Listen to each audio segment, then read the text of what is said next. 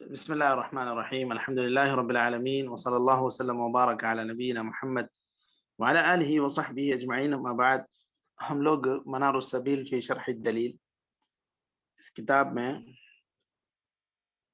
باب سجود السہو پڑھ رہے ہیں، اور باب سجود السہو میں بھی ہم لوگ آج کمی کے اسباب پڑھ رہے ہیں۔ سجدہ سہو جیسے کہ ہم لوگوں نے ابتدا میں پڑھا تھا کہ یا تو کمی سے یا زیادتی سے یا تو کمی سے یا شک سے، تو زیادتی کے ایک صورت دو صورتیں ہم لوگوں نے پڑھ لی، اس کے بعد اب کمی کی صورت ہم لوگ پڑھ رہے ہیں۔ او سلم قبل اتمامیہ، یہاں سے پڑھنا ہے۔ جی شیخ شروع کریں، یہ حلقہ نمبر 84 ہوگا اس کا۔ بسم اللہ الرحمن الرحیم۔ او سلم قبل اتمامها لحديث عمران بن حسين قال سلم رسول الله صلى الله عليه وسلم في 3 ركعات من العصر ثم قام فدخل الحجرة فقام رجل بسيط اليدين فقال أقصرت الصلاة فخرج فصلى الركعة. جی شیخ، اقصرت الصلاة، أقصرت الصلاة، جی أقصرت الصلاة، اقصرت الصلاة، قصرت، اچھا، أقصرت الصلاة فخرج فصلى الركعة التي كان ترك ثم سلم ثم سجد سجدتي السهو ثم سلم. رواه مسلم. أو لحن لحنا يحيل المعنى لأن عمده يبطل الصلاة فوجب السجود لسهوه، أو ترك واجبا لحديث ابن بحينة أنه صلى الله عليه وسلم قال في الظهر من ركعتين فلم يجلس فقام الناس معه فلما قضى الصلاة انتظر الناس تسليمه كبر فسجد سجدتين قبل أن يسلم ثم سلم. متفق عليه. وثبت هذا بالخبر وقسنا سائر الواجبات. قاله في الكافي أو شك في زيادة وقت فعلها لأنه وقت فعلها، أو شك في زيادة وقت فعلها لأنه أدى جزءا من صلاته مترددا في كونه منها أو زائدا عليها فضعفت النية واحتاجت للجبر بالسجود لعموم حديث إذا شك أحدكم في صلاته فليتحرى الصواب فليتم عليه ثم ليسجد سجدتين. متفق عليه. فإن شك في الزيادة بعد فعلها فلا سجود عليه لأن الأصل عدم الزيادة فلحق بالمعدوم. وتبطل الصلاة. کافی ہے شیخ؟ پڑھ لیں، وہ ایک جملہ پڑھ لیں۔ وتبطل الصلاة بتعمد ترك سجود السهو الواجب لأنه ترك واجبا من الصلاة عمدا إلا إن ترك ما وجب بسلامه قبل إتمامها لأن محل السجود له بعد السلام ندرا فلم يؤثر تركه في إبطاله لأنه خارج عنها. جی کافینا جی چلیے، یہ ایک اور جملہ پڑھ لیں۔ وَإِنْ شَاءَ سَجَدَ سَجْدَتَيِ السَّهْوِ قَبْلَ السَّلَامِ أَوْ بَعْدَهُ.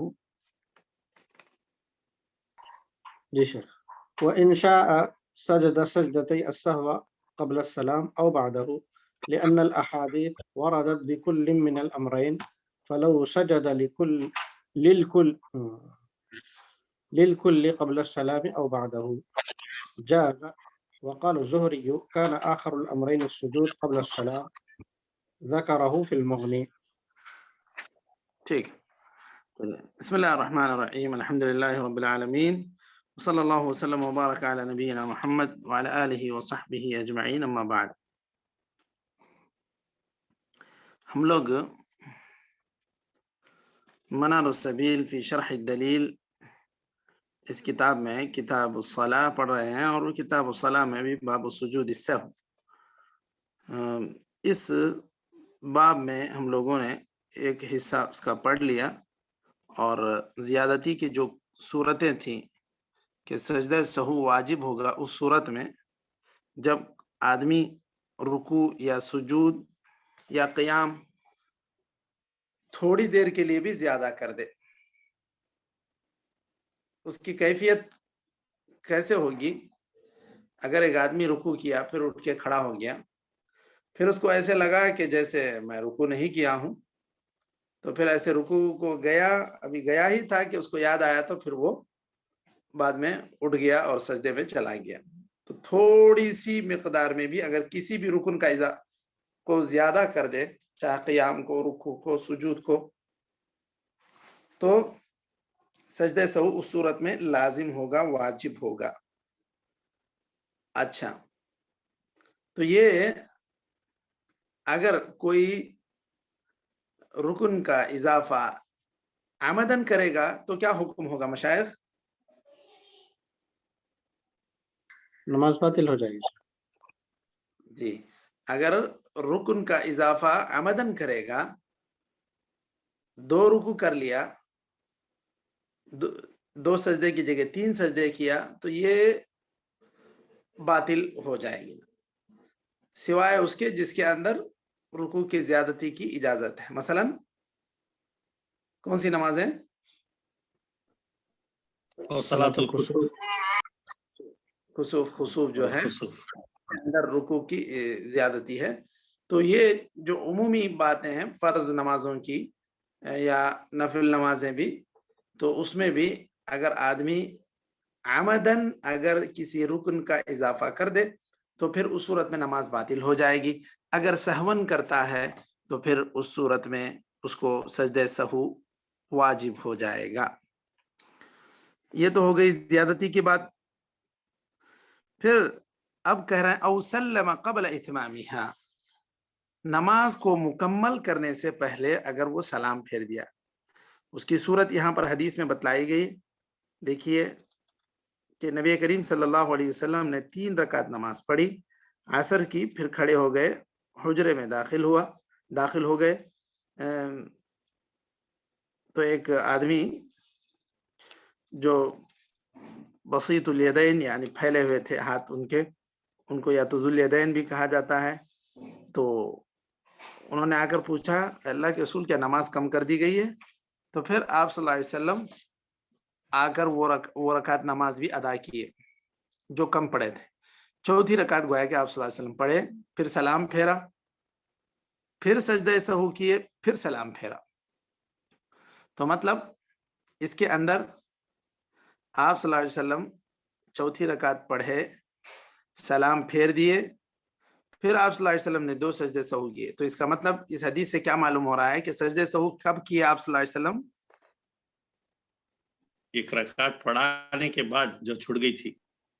جی، تو یعنی کہ کمی ہوئی تھی نماز میں، آپ صلی اللہ علیہ وسلم نے نماز میں کمی کی تھی، اس کے باوجود اس کو مکمل کیے 1 رکعت کو، پھر سلام پھیرنے کے بعد سجدہ کی. یہاں پر وہ بھی میں جاننا چاہ رہا تھا کہ بعض حدیثیں اب آئیں گی کہ اس کے اندر آپ صلی اللہ علیہ وسلم نے سلام سے پہلے سجدے سہو کیا. یہ حدیث ہے، اس کے اندر یہ پتہ چل رہا ہے کہ آپ صلی اللہ علیہ وسلم نے سلام پھیرنے کے بعد سجدہ کیا. تو اس اعتبار سے میں وہ ذکر کر رہا ہوں. اچھا، او لحن لحنا یحیل المعنی، یا سورہ فاتحہ میں ہی ایسی لحن کرے یا کسی اور سورہ میں بھی جو پوری طرح معنی ہی کو بدل دے. اب ایاک نعبد، اگر کوئی ایاک نعبد پڑھے گا تو کیا ہوگا مشائخ؟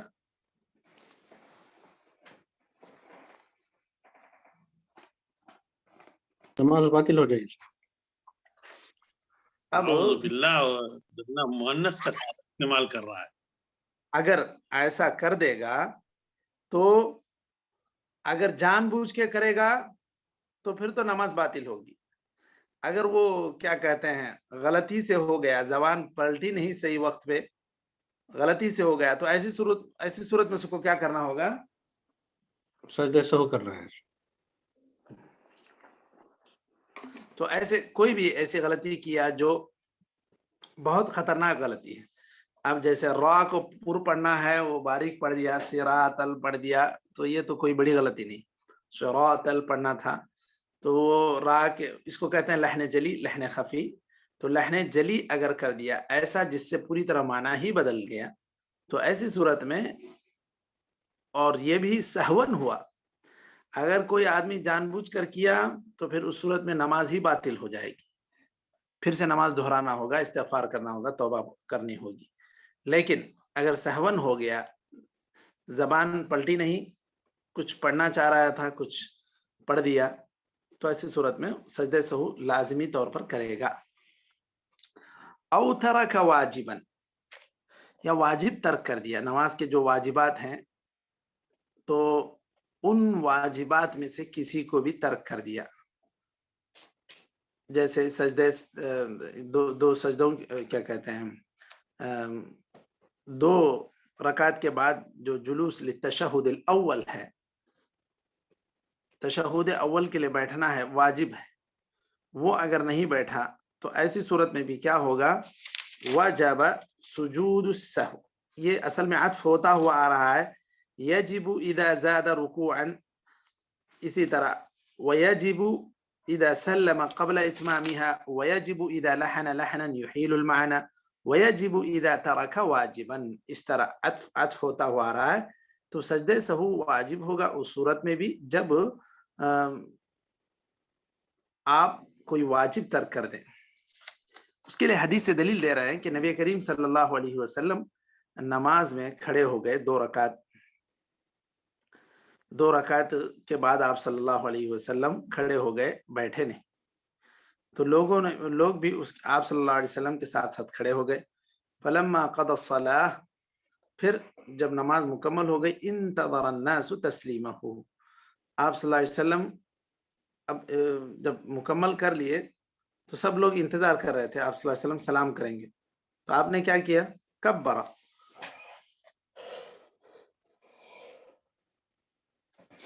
उस सूरत में आप सल्लल्लाहु अलैहि वसल्लम ने तकबीर कही, अल्लाहु अकबर कहा, फिर 2 सजदे किए सलाम फेरने से पहले,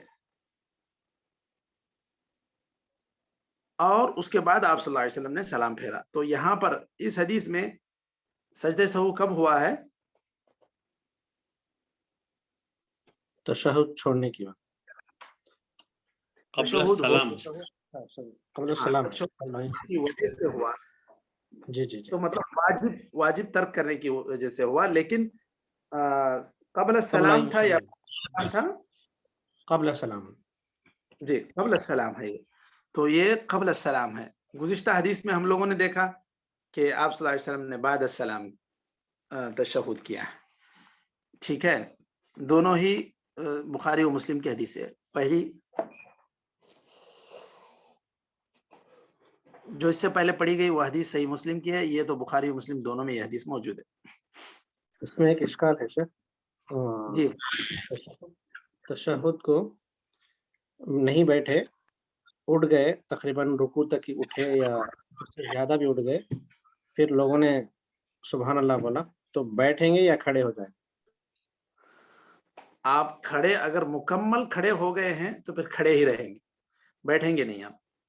अगर आप अभी उठे नहीं थे, उठने की कैफियत आप बनाए थे, अब उसके अंदर फुक़हा ने कहा कि ये जो पिंडलियां हैं वो अलग हो गई थी ये फ़ख़िज़ से, रान से, आप इस कदर उठ गए थे, या अक़रब, उसमें एतबार किया जाएगा, फ़इन कान अक़रब इलल क़ियाम क़ाम, अगर आप तीसरी रकात के लिए जब खड़े हो रहे थे, पूरी तरह खड़े हो ही गए थे, तो अब खड़े हो जाना चाहिए, क्योंकि आप रुकन के लिए मुंतकिल हो गए, रुकन शुरू हो गया।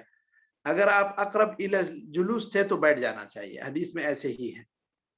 तो अगर 2 रकात के बाद एक इमाम से सहू होता है, जुलूस लितशहुद अव्वल छूटता है, तो अगर अभी उठने वाले थे, उठने की तरह लिए हरकत कर रहे थे, बैठे नहीं थे, और लोगों ने सुभान अल्लाह कह दिया तो फिर बैठ गए, तो कोई मसला नहीं, बैठ जाना चाहिए। खड़े हो गए तो फिर गरचे की बाज़ उलमा ने इख्तिलाफ किया है कि उसको बैठ जाना चाहिए इस सूरत में, लेकिन सही बात यह है कि जब रुकन شروع کر دیے ہیں تو رکن سے پھر ایک واجب کی طرف آپ منتقل نہیں ہوں گے. اور اسی طرح اگر آپ کھڑے بھی ہو گئے اور سورہ فاتحہ پڑھنا شروع کر دیے تو اس صورت میں کیا ہوگا مشائخ؟ کیا اس صورت میں بیٹھ سکتے ہیں یا نہیں؟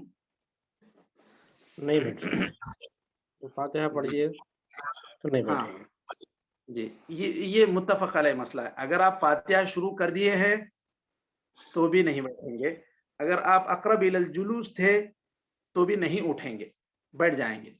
اور اگر آپ کھڑے ہو گئے فاتحہ شروع نہیں کیے تھے تو اسی میں اختلاف ہے کہ بیٹھیں گے یا کھڑے ہو کے کنٹینیو کریں گے. تو صحیح بات یہ ہے کہ اس میں بھی جب قیام مکمل ہو گیا ہے تو اس صورت میں آپ کو قیام ہی کو کمپلیٹ کرنا چاہیے، مکمل کرنا چاہیے، نیچے پھر واپس بیٹھنا نہیں چاہیے.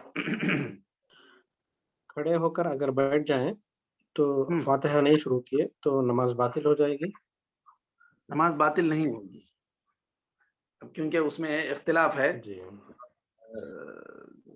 اگر آپ بیٹھ گئے، اگر وہ کیا کہتے ہیں اعتبار کیا جائے اس کا کہ جو اس میں اختلاف ہے کہ اگر ایک انسان اس بات کو صحیح سمجھتا ہے کہ نہیں، جو فقہا کی یہ رائے ہے کہ اگر آدمی کھڑا بھی ہو گیا تو اس کو بیٹھ جانا چاہیے تو اس صورت میں وہ باطل نہیں ہوگی. لیکن جیسے کچھ یہاں حنابلہ کا موقف ہے کہ اگر آدمی کھڑا ہو گیا اس کے بعد پھر بیٹھ گیا تو گویا کہ اس نے زیادتی کی، وہ باطل ہو جائے گی نماز. یہاں پر یہی کیا کہتے ہیں راجح بات ہے فقہائے حنابلہ کے اعتبار سے کہ اگر ایک انسان کھڑا ہو گیا، رکن میں منتقل ہو گیا، رکن آپ شروع کر دیے تھے، پھر آپ واجب کی طرف واپس آ گئے تو پھر گویا کہ آپ نے زیادتی کر دی، اس صورت میں باطل ہو جائے گی. یہ فقہ حنبلی کی یہ رائے ہے. ٹھیک ہے مشائخ، بارک اللہ. اس کے بعد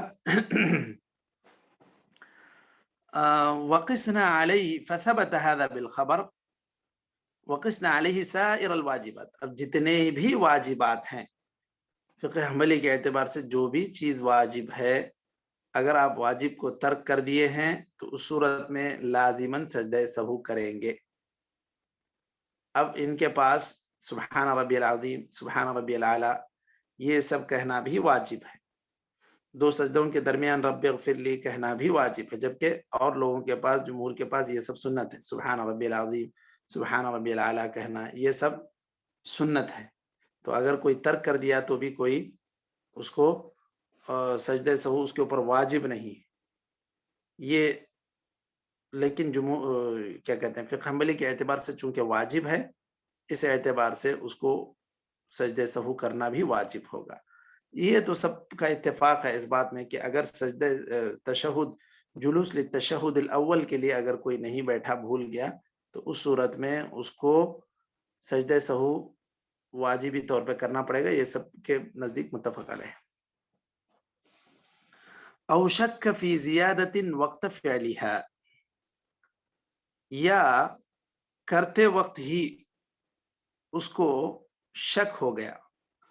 اس کی تشریح کیسے کی ہے دیکھیے. لأنه أدى جزءا من صلاته مترددا في كونه منها أو زائدا عليها، کیونکہ نماز کا ایک حصہ اس نے تردد کے ساتھ پڑھا ہے، تردد کے ساتھ ادا کیا ہے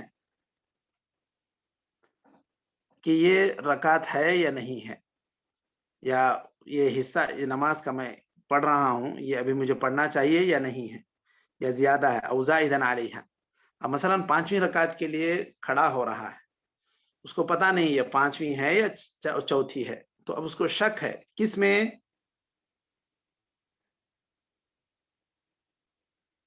کیا مشاہد 5ویں ہے کہ نہیں، تو مطلب اس کو زیادتی، ہاں اس کو زیادتی میں شک ہے کہ اگر یہ میں جو پڑھ رہا ہوں پتہ نہیں یہ 5ویں ہے یا پھر یہ چوتھی ہی ہے.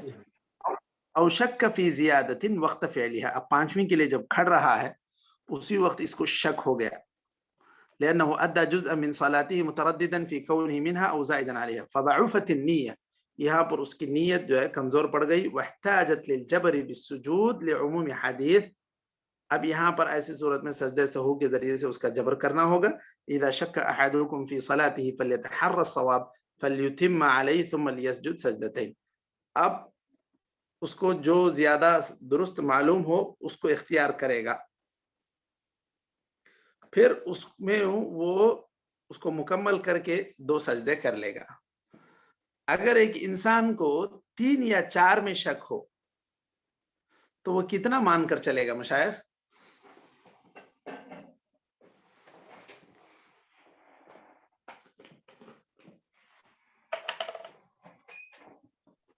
سوال شیخ دوبارہ. اب 3 رکعت پڑھ لیا ہے یا 4 رکعت پڑھ لیا ہے, اس کو شک ہو رہا ہے.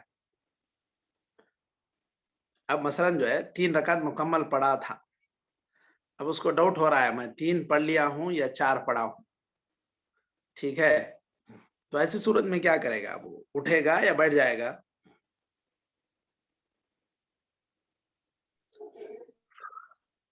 جس پر یقین ہے. اگر کمی میں شک ہو رہا ہے تو وہ مکمل کرے گا, زیادتی پر شک ہو رہی ہے تو وہ بیٹھ جائے گا. جی دیکھیے یہاں پر فَلْيَبْنِ عَلَى مَسْتَيْقَنَ کے الفاظ ہیں.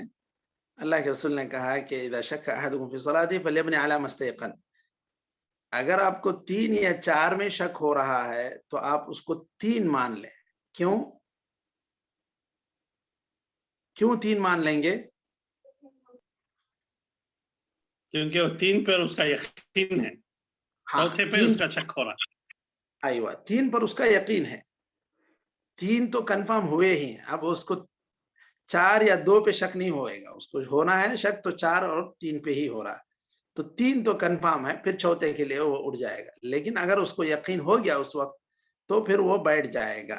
4 اگر مکمل ہو گئے ہیں, یقین ہو گیا, اچھا چوتھے کے لیے اٹھنے کی کوشش کر رہا ہے, چوتھے کے لیے اٹھنے کی کوشش کر رہا ہے, نہیں چوتھے کے لیے اٹھا نہیں, بیٹھ گیا. لوگوں نے سبحان اللہ کہا, لوگوں نے اللہ اکبر کہا تو پھر اٹھ گیا. تو اب کیا ہو گئی بات یقینی کیا ہو گئی؟ چوتھی رکعت چھوٹ گئی تھی اور چوتھی رکعت پڑھنے کے لیے یقین ہو گیا. ہاں چوتھی رکعت کا یقین ہو گیا, کیونکہ پیچھے سے لوگوں نے بھی تاکید کر دی اس کی. اب میں چوتھی رکعت پڑھا یا نہیں پڑھا, مجھے شک تھا. یہ شک کرتے کرتے ہی وہ بیٹھ گیا. اب لوگوں نے جب اللہ اکبر کہہ دیا تو پھر اٹھ کے اس کو چوتھی رکعت پڑھنا ہے. فَلْيَبْنِ عَلَى مَسْتَيْقَنَ کی یہ جو کیفیت ہے جملہ کے یقینی چیز پر وہ اسی کو بنیاد بنائے. تو اس صورت میں جب کوئی سبحان اللہ بھی نہیں کہے, اللہ اکبر بھی نہیں کہے, اس کو خود اپنے طور پہ اس کو یا منفرد پڑھ رہا ہے, تو ایسی صورت میں اس کو 3 پر ہی یقینی مان کر چلنا چاہیے. چوتھے میں شک ہے تو چوتھی ادا کرے گا. لیکن جب لوگوں کی طرف سے تاکید بھی ہو گئی تو اس صورت میں اس کو خود بھی شک تھا, تو اب چوتھی رکعت وہ پڑھائے گا. بہرکیف یہ جو شک ہوا او شک فی زیادت وقت فعلیہا, وہ نماز کے اس حصے کو ادا کرتے ہوئے چونکہ شک ہوا تھا, اس وجہ سے ایسی صورت میں بھی سجدہ سہو کرنا کیا ہوگا؟ ضروری ہوگا, واجب ہوگا. جی ایسی صورت میں بھی سجدہ سہو کرنا واجب ہوگا. اس کے بعد جی ہاں فَإِن شَكَّ فِي الزِّيَادَةِ بَعْدَ فِعْلِهَا فَلَا سُجُودَ عَلَيْهِ لِأَنَّ الْأَصْلَ عَدْمُ الزِّيَادَةِ فَلَحِقَ بِالْمَعْدُومِ. اگر نماز پڑھ کے باہر نکل گیا, اب اس کے بعد اس کو یہ احساس ہوتا ہے کہ پتہ نہیں میں چاہے میں شاید 4 پڑھا ہوں یا 5 پڑھا ہوں. کب کی بات یہ کہہ رہے ہیں؟ فَإِن شَكَّ فِي الزِّيَادَةِ بَعْدَ فِعْلِهَا, کام اور نماز ہو کے ختم ہو کے چلا گیا باہر, تو اس صورت میں اگر جو ہے اس کو شک پیدا ہوتا ہے تو اس کا کوئی اعتبار نہیں ہے. اس صورت میں کوئی اعتبار نہیں ہے. جب فعل مکمل ہو گیا، نماز پوری مکمل ادا کر کے چلا گیا، اس صورت میں۔ کمی کی صورت میں یہاں پر جو بات کہی گئی تھی وہ بات آئے گی۔ آپ صلی اللہ علیہ وسلم نے جو کمی کرنے کے بعد پھر سے اس کو واپس آ کے پڑھ لیا، کمی تھی، لیکن یہاں پر زیادتی کی جو بات کہہ رہے ہیں کہ پڑھ کے چلا گیا تو زیادتی ہو گئی، تو اس صورت میں یہاں کہہ رہے ہیں کہ بعد الفعل اس کا شک اثر انداز نہیں ہوگا۔ شک کی بات ہے، یقین بھی نہیں۔ واضح ہو رہی ہے مشائخ بات؟ جی شیخ بالکل۔ ہاں، تو شک کی کیفیت اگر ہوتی ہے زیادتی میں تو چھوڑ دے گا، کوئی مسئلہ نہیں، لیکن جو یقینی کیفیت ہے اس صورت میں الگ حکم ہے۔